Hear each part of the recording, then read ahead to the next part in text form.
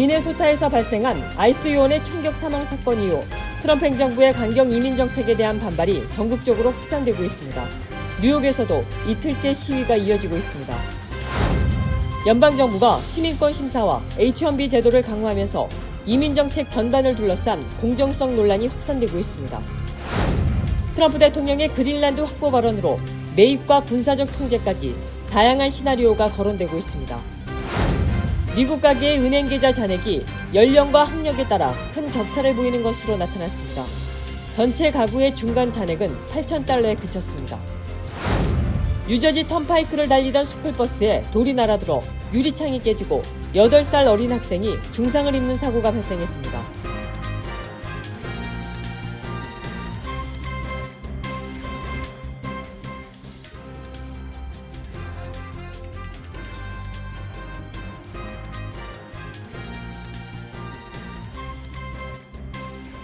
안녕하십니까. KBTV 뉴스9 신영주입니다.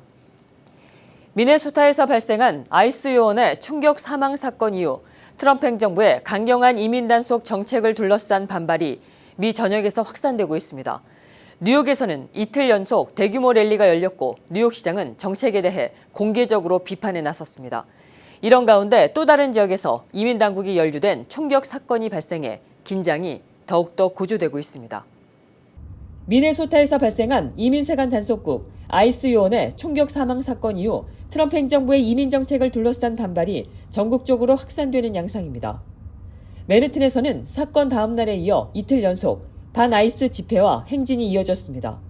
사건 발생 다음 날인 목요일 맨해튼 포리스퀘어에는 전날보다 더 많은 인파가 집결했고 연방청사 일대에는 경찰력이 대폭 증원됐습니다. 시위대는 아이스 단속 방식과 연방정부의 강경 기조에 항의하며 정책 중단을 촉구했습니다.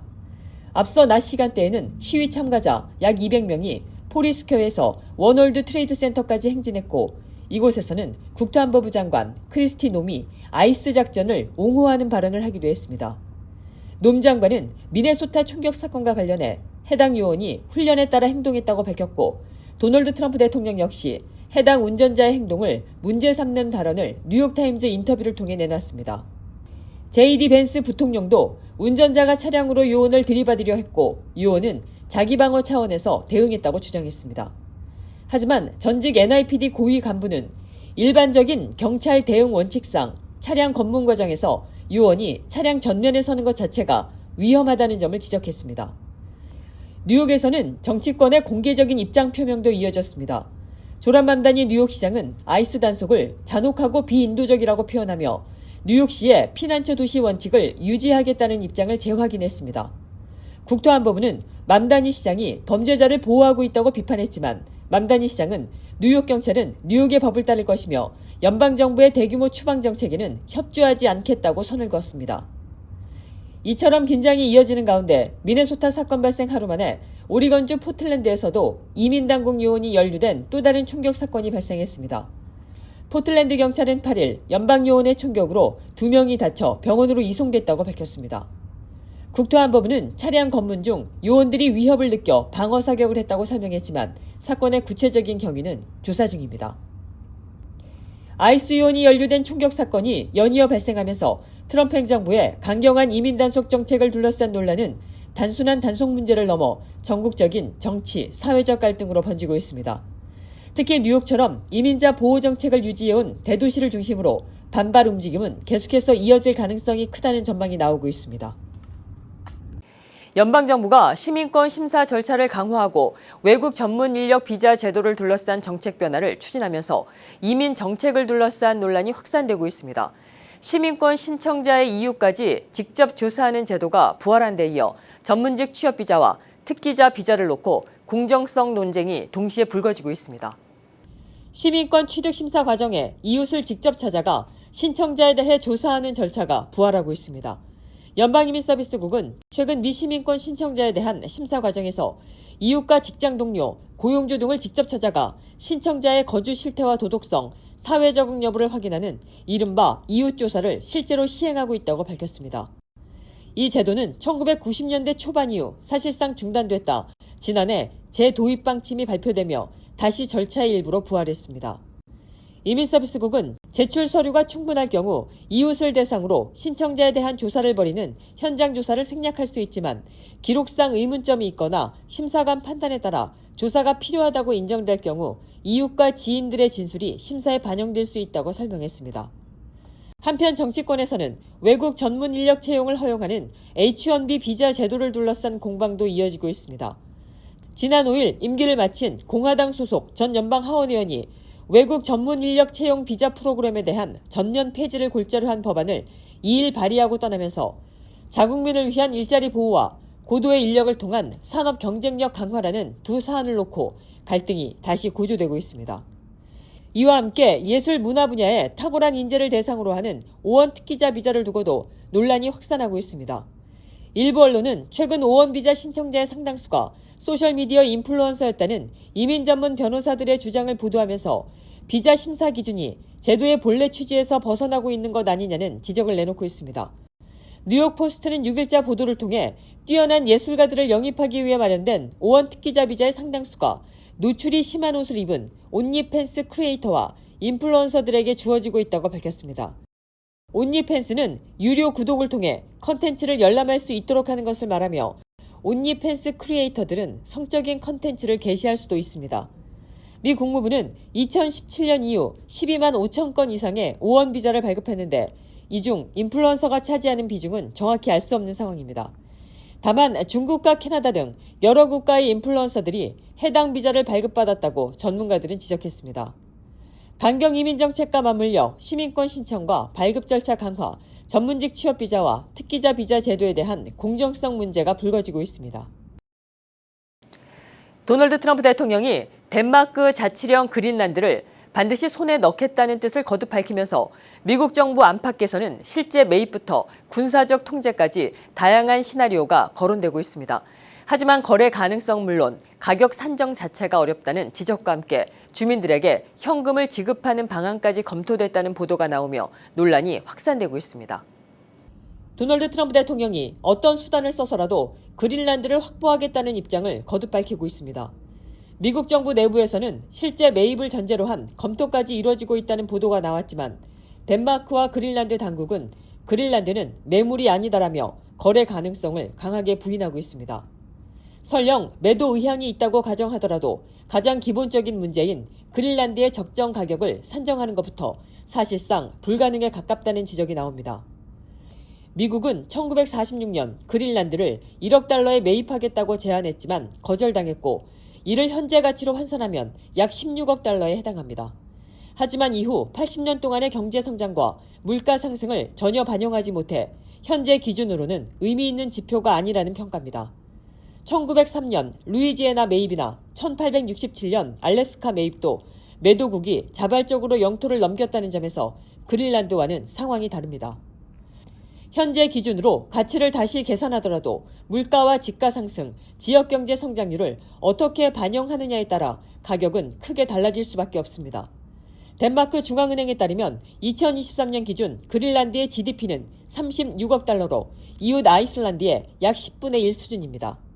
여기에 그린란드 공공예산의 절반을 차지하고 있는 덴마크 정부 보조금을 어떻게 반영할지, 전 세계가 확보 경쟁을 벌이고 있는 수천억 달러 규모의 광물 자원을 어떻게 가치에 포함시킬지도 난제입니다. 수만 년 전부터 거주해온 이누이트 원주민들의 존재 역시 상황을 더욱 복잡하게 만듭니다. 전문가들은 원주민의 문화와 역사 같은 무형의 요소까지 고려하면 가격 산정 자체가 불가능하다고 말합니다. 이런 가운데 트럼프 행정부가 그린란드 장악을 위해 3가지 시나리오를 검토하고 있다는 보도도 나왔습니다. 첫 번째는 기존 방위 협정 아래 미군 기지를 확대하고 그린란드를 명확한 반중 노선으로 끌어들이는 방안입니다. 두 번째는 그린란드가 덴마크로부터 독립한 뒤 미국과 자유연합 협정을 맺어 미국의 배타적인 군사 접근권을 갖는 시나리오입니다. 세 번째는 군사력을 동원한 강제 병합 가능성으로 덴마크 정부는 이 같은 가능성을 심각하게 받아들이고 있습니다. 여기에 더해 트럼프 행정부가 그린란드 주민 약 5만 7천 명에게 1인당 $10,000에서 최대 $100,000를 일시불로 지급하는 방안을 검토해왔다는 보도도 나왔습니다. 이는 그린란드를 덴마크에서 분리해 미국으로 편입하는 데 대한 여론을 조성하기 위한 구상으로 전해졌습니다. 하지만 덴마크는 그린란드를 팔지 않겠다는 입장을 거듭 분명히 하고 있고 그린란드 주민들 역시 미국 편입에 대해서는 지지 비율이 낮은 것으로 나타났습니다. 전문가들은 트럼프 대통령이 관세 압박 등에서 사용해온 방식처럼 극단적인 시나리오를 먼저 꺼내 협상에서 최대한의 이익을 끌어내려는 전술일 가능성도 있다고 분석합니다. 그린란드 매입과 장악을 둘러싼 논란은 단순한 부동산 거래를 넘어 안보와 국제질서 전반에 파장을 미칠 사안으로 확산되고 있습니다. 미국 내 가구별 은행 계좌 잔액을 살펴본 결과 연령과 가구 형태, 학력에 따라 큰 차이를 보이고 있는 것으로 나타났습니다. 연방제도의 가계금융조사에 따르면 전체 가구의 중간 잔액은 $8,000에 그쳤고 특히 청년층과 저학력 가구일수록 현금 여력이 부족한 것으로 조사가 됐습니다. 이러한 격차는 가계의 재정 안정성과 비상 대응 능력에도 직접적인 영향을 미치고 있어 주목되고 있습니다. 연방준비제도가 최근 발표한 가계금융조사에 따르면 국내 가구가 보유한 은행 계좌 잔액의 중간값은 $8,000로 집계됐습니다. 이번 조사는 소수의 초고액 자산가 등의 영향을 배제하고 일반 가구의 실질적인 재정 상황을 보다 정확히 반영하기 위해 평균이 아닌 중간값을 기준으로 분석했습니다. 조사 대상에는 적금 계좌와 머니마켓 계좌, 증권사 현금 계좌 등이 포함됐으며 양도성 예금 증서와 은퇴 계좌는 제외됐습니다. 연령별로 살펴보면 사회초년생이 포함된 35세 미만 가구의 은행 계좌 잔액 중간값이 $5,400로 가장 낮았습니다. 반면 65세에서 74세 사이의 가구는 $13,400로 가장 높은 수준을 기록했고 75세 이상 가구도 약 $10,000의 중간 잔액을 보였습니다.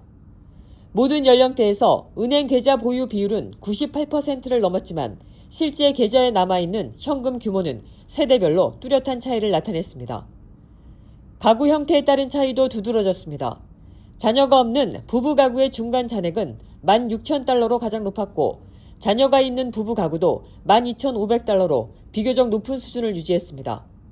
반면에 싱글 가구의 현금 보유액은 전반적으로 낮았으며 그중에서도 55세 이상 무자녀 싱글 가구가 $4,300로 싱글 가구 가운데 가장 높은 중간 잔액을 기록했습니다.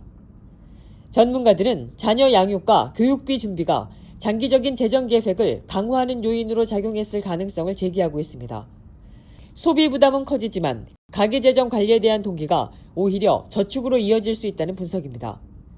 은행 계좌 잔액에 가장 큰 영향을 미친 요인은 학력으로 나타났습니다. 고졸 이하 학력 가구의 중간 잔액은 $900에 불과했고 고졸인 가구도 평균 $3,030 수준에 그쳤습니다. 일부 대학 교육을 받은 가구는 $5,200로 비교적 높았으며 대졸 가구의 경우에는 $23,370로 일부 대학 교육만 받은 가구보다 4배 이상 많은 현금을 보유한 것으로 조사됐습니다. 한편 금융정보업체 뱅크레이트가 지난해 실시한 조사에서는 미국 성인의 46%만이 최소 3개월치 생활비에 해당하는 비상자금이 있다고 답했습니다. 동시에 비상금이 전혀 없다고 응답한 비율도 19%에 달해 상당수 가계가 예기치 못한 위기 상황에 놓일 경우 취약한 상태인 것으로 나타났습니다. 뉴저지 턴파이크를 달리던 스쿨버스에 돌이 날아들어 유리창이 깨지고 이로 인해 스쿨버스에 탑승 중이던 8살 여학생의 두개골이 골절되는 중상을 입는 사건이 발생했습니다. 사건은 지난 수요일 오후 2시경 뉴저지 턴파이크 북쪽 방면 차로에서 발생했습니다. 사고 지점은 레오니아와 티넥으로 연결되는 70AB 출구 인근으로 당시 스쿨버스는 오른쪽 차선을 따라 정상적으로 주행하고 있었습니다. 뉴저지 주경찰국은 외부에서 던진 돌이 스쿨버스 측면 유리창으로 날아들면서 유리창이 산산이 부서졌고 깨진 유리와 함께 돌이 차량 내부로 날아들면서 스쿨버스에 탑승 중이던 8살 학생을 가격했습니다. 해당 피해 학생은 머리에 심각한 부상을 입고 병원으로 이송됐으며 두개골 골절 진단을 받고 병원에서 치료를 받고 있는 상태로 전해집니다. 사고가 난 스쿨버스는 뉴저지 파라무스에 위치한 유대계 사립학교 애시바트 노암 소속 버스로 당시 버스에는 3학년 학생들이 저지시티에 있는 리버티 사이언스 센터에서 현장 학습을 마치고 학교로 돌아가던 중이었습니다. 같은 버스에 탑승해 있던 학부모인 아브람 자미스트는 언론사 인터뷰를 통해 친한 친구 한 명이 크게 다치는 모습을 본 것이 자녀에게도 큰 상처가 됐다고 전했습니다. She's okay. She's very upset. She's shook. but she's physically okay. But a friend of hers is not okay. 학교 측은 성명을 통해 현재까지 사건의 동기는 확인되지 않았으며 이를 특정 집단을 겨냥한 범행으로 단정하는 것은 시기상조라고 밝혔습니다. 또한 버스 외부에는 유대기 학교임을 알 수 있는 표식이나 표시가 전혀 없었다고 설명했습니다. 다만 학부모들은 이번 사건이 단순 사고가 아닌 고의적인 범행일 가능성에 대해 깊은 우려를 나타내고 있습니다. We hope it wasn't intentional, but if it was, it's the worst feeling in the world to think that someone would put a child's life or children's lives in danger. 경찰은 이번 사건을 가중폭행 사건으로 규정하고 스쿨버스를 향해 돌을 던진 용의자를 추적 중입니다. 뉴저지주 경찰은 사건 당시 현장을 목격했거나 차량 블랙박스 영상을 보유한 시민들의 적극적인 제보를 요청하고 있으며 제보는 익명이 보장됩니다. 미국 정부가 5년 만에 개정한 공식 식단 지침에서 김치를 건강식품으로 공식 권장했습니다. 트럼프 행정부는 2025에서 2030년 미국인을 위한 시기 지침을 통해 가공식품 중심 식단에서 벗어나 이른바 진짜 음식을 섭취하라고 권고했습니다. 이 지침을 발표한 로버트 F. 케네디 주니어는 향후 5년간 이 기준이 연방정부의 모든 영양 정책에 적용된다고 밝혔습니다. 특히 장내 미생물 건강을 강조하며 김치와 사우어크라우트, 캐피어, 미소 같은 발효식품을 채소와 고섬유질 식품과 함께 섭취하라고 명시했습니다. 미국 정부의 공식 식생활 지침에 김치가 건강식품으로 포함된 것은 이번이 처음입니다. 트럼프 행정부는 이번 지침을 통해 적게 먹어라가 아니라 무엇을 먹을 것인가로 미국 보건정책의 방향을 전환했다는 평가를 받고 있습니다. 애틀란타 하츠필드 잭슨 국제공항에 착륙하던 여객기에서 랜딩 기어 타이어 8개가 동시에 파열되는 사고가 발생했습니다. 연방항공청에 따르면 사고는 지난 6일 저녁 페루 리마에서 출발한 라탐 항공 2482편이 애틀란타 공항에 착륙하는 과정에서 벌어졌습니다. 보잉 767 기종인 해당 항공기는 터치다운 직후 여러 개의 타이어가 연쇄적으로 파열됐고 통제된 상태에서 활주로 위에 멈춰섰습니다. 항공기에는 승객과 승무원 등 221명이 타고 있었으며 다행히 인명피해는 없었습니다. 목격자들은 착륙 순간 여러 차례 큰 폭발음과 함께 바퀴 주변에서 연기가 피어오르는 모습을 봤다고 전했습니다. 항공 전문가들은 강한 착륙보다는 자동 제어 시스템 이상 가능성을 제기하고 있고 연방항공청과 라탐 항공은 정확한 사고 원인을 조사하고 있습니다. 워싱턴 DC 연방의회에서 미주 한인의 날을 기념하는 행사가 열렸습니다. 이 행사는 미주 한인 유권자 연대 주최로 진행됐으며 총 16명의 연방의원들이 참석해 미주 한인의 날을 함께 축하했습니다. 공화당 소속 영김 연방 하원의원은 한국계 미국인과 아시아계 미국인의 차이는 미국이 존중하는 가치라며 미국 사회에서 더 큰 역할을 해달라고 강조했습니다. 하원 외교위원회 동아시아 태평양 소위원장인 영김 의원은 한미 동맹 강화와 인적 교류 증진을 최우선 과제로 삼아왔다고 밝혔습니다. 한국계 최초의 연방 상원의원인 민주당 앤디 김 의원은 지난 123년을 기념하는 동시에 앞으로 123년을 고민해야 할 시점이라며 향후 10년이 한국계 미국인과 아시아계 미국인의 정치와 지역사회 참여에 있어 중요한 전환점이 될 것이라고 말했습니다. 미주 한인의 날은 1903년 1월 13일 첫 한인 이민자들이 미국에 도착한 것을 기념하는 미국의 법정 기념일입니다. 재외동포청이 해외에서 생활하다 한국으로 돌아온 재외국민들의 정착을 돕기 위해 전담 부서를 신설합니다. 재외동포청은 8일 귀한동포 정책지원과를 새로 만들어 한국에 이주한 재외국민들이 보다 안정적으로 정착할 수 있도록 지원하겠다고 밝혔습니다. 현재 한국에 거주하는 귀한동포는 약 86만 명에 이르지만 그동안 이를 전담해 지원하는 부서가 없어 생활과 정착 과정에서 어려움이 이어져 왔습니다. 재외동포청은 지난해부터 임시조직을 운영해왔으나 귀한 동포 수와 지원 수요가 늘어나면서 상설 조직이 필요하다고 판단했습니다. 신설되는 부서는 정착교육 운영과 지자체와 민간협력, 우수동포 인재의 한국 내 유치와 정착 지원 등을 맡게 됩니다. 잠시 후 커뮤니티 브리핑을 전해드립니다.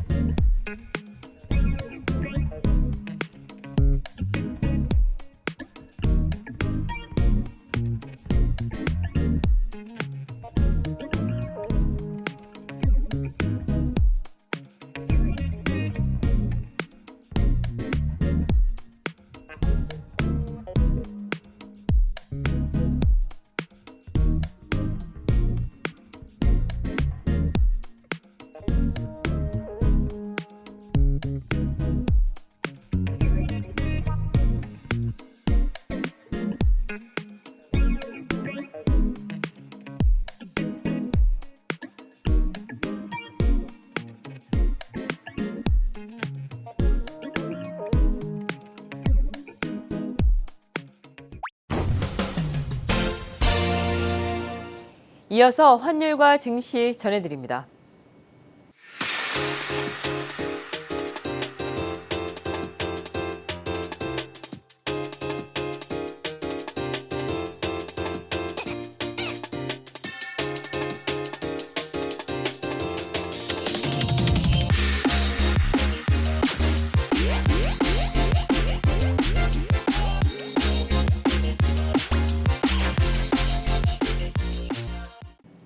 잠시 후 뉴욕과 뉴저지 날씨 이어집니다.